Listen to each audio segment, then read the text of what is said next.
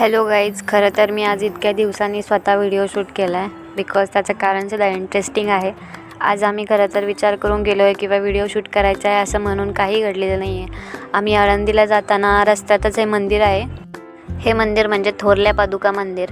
संत ज्ञानेश्वर महाराजांच्या पदस्पर्शाने पावन झालेल्या आळंदी भोसरी रस्त्यावर वडमुखवाडी म्हणजेच चरोली बुद्रुक हद्दीत असलेलं हे मंदिर. जेव्हा माऊलींचा पालखी सोहळा निघतो तेव्हा पहिला विसावा ह्याच मंदिरात असतो. तेव्हा वारकऱ्यांची धारणा या मंदिरासोबत खूप जोडली गेलेली आहे.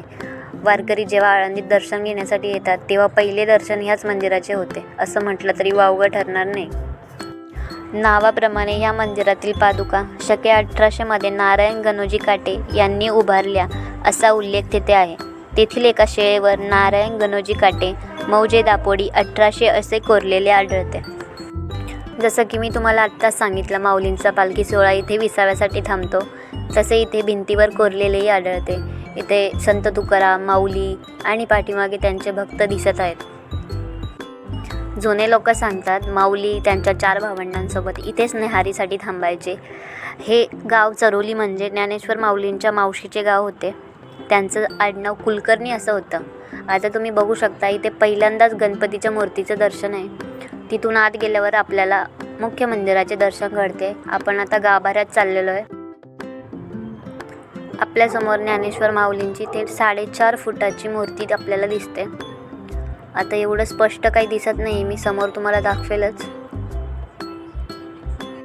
जसं की तुम्ही बघू शकता मंदिर परिसर अत्यंत शांत आहे आणि स्वच्छही तितकाच आहे. लोकांची गर्दी आहे.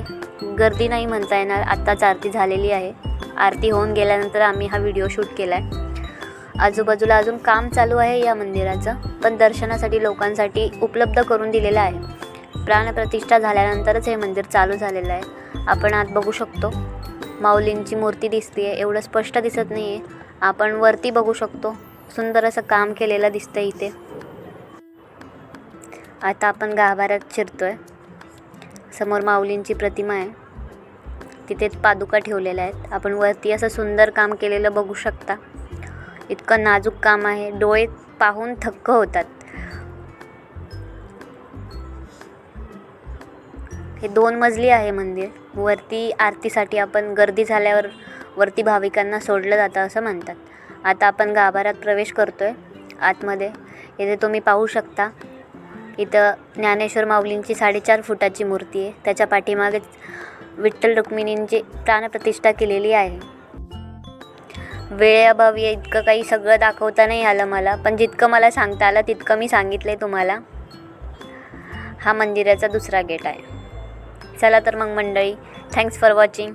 आवडल्यास नक्की लाईक शेअर करा आणि आपलं प्रेम असंच राहू द्या.